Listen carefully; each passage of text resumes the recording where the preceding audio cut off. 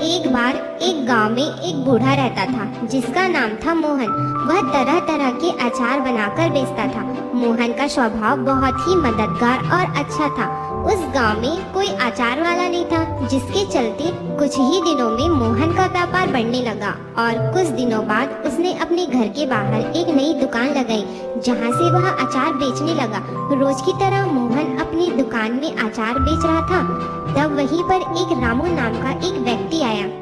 दादा, ये एक अचार का डिब्बा कितने का है? एक डिब्बे 100 रुपए का है बेटा।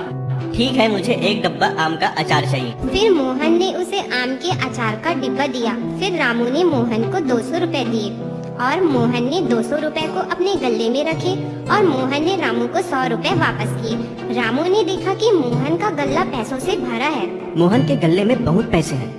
किसी भी तरह से मुझे उस गले में से पैसे निकालने होंगे, लेकिन कैसे?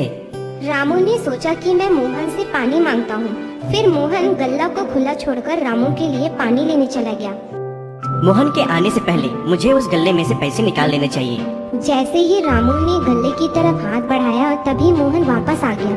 तुम मेरे गले में से पैसे क्यों निकाल रहे हो रामू? कुछ देर तक उन दोनों में बहस चली और मोहन ने कहा कि पंचायत तय करेंगे कि यह पैसा किसके हैं। अब मुझे पंचायत में बताना पड़ेगा कि ये मेरे पैसे हैं। फिर मोहन मन ही मन सोचने लगा कि रामू अभी छोटा है और अगर पूरी पंचायत के बीच गलत साबित हुआ तो उसके लिए अच्छा नहीं होगा। वो अपनी गलतियों से खुद सीख जाएगा। अगर तुम्हें लगता है कि ये पैसे तुम्हारे हैं तो तुम रख लो। रामू यह सुनकर बहुत खुश हुआ और वहाँ से चला गया। वह घर पहुंचकर उन पैसों को गिनने लगा। लगता है मोहन अचार बेच के बहुत पैसे कमाता है, तभी उसने अपने पैसे मुझे दे दिया। अब से मैं भी अचार बनाकर बेचूंगा और खूब सारे पैसे कमाऊंगा। मोहन के चुराए हुए पैसे से उसने अचार बनाने के लिए सामग्री ली और अचार बनाने शुरू किए। मोहन की दुकान के ठीक सामने रामू ने अपनी दुकान के ठेले लगाए। अचार ले लो अचार, एक अचार का डिब्बा 100 रुपए में। फिर मोहन ने देखा कि इसने मेरे ही पैसे से मेरे ही दुकान के ठीक सामने अपनी दुकान लगाई है। लेकिन फिर भी जो मोहन के ग्राहक थे वह उसी से अचार लेते थे, न कि रामू से, क्योंकि रामू एक नया व्यापारी था। लोग उसकी दुकान से अचार नहीं ले रहे थे और इसके चलते अचार रखे रखे खराब होने लगे। रामू बहुत दुखी हो गया। मेरे बनाए हुए अचार अब खराब हो रहे हैं, इसे कौन खरीदेगा अब?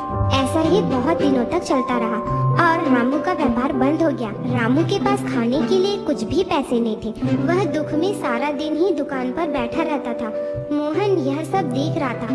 मोहन से रामू का दुख देखा नहीं गया और वह उसकी दुकान पर आ गया। रामू ने मोहन को देखकर भी अनदेखा किया। रामू, तुम दुखी क्यों हो? तुम अचार के डिब्बे को बदल क्यों नहीं रहे हो?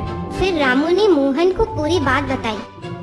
रामू, तुम चिंता मत करो। इस बार मैं जैसे बताऊंगा वैसे ही अचार बनाना। मैं तुम्हें अचार बनाने के सामग्री के पैसे भी दूंगा और जब तुम्हारा व्यापार अच्छा चलने लगेगा तब तुम मुझे मेरे पैसे वापस लौटा देना। मैंने आपके पैसे चुराए, आपके दुकान के सामने अपनी दुकान लगाई और आप फिर भी मेरी मदद कर रहे हैं। फिर जैसे ही मोहन ने बताया, रामू ने ठीक वैसा ही किया और जल्दी ही उसका व्यापार बढ़ने लगा।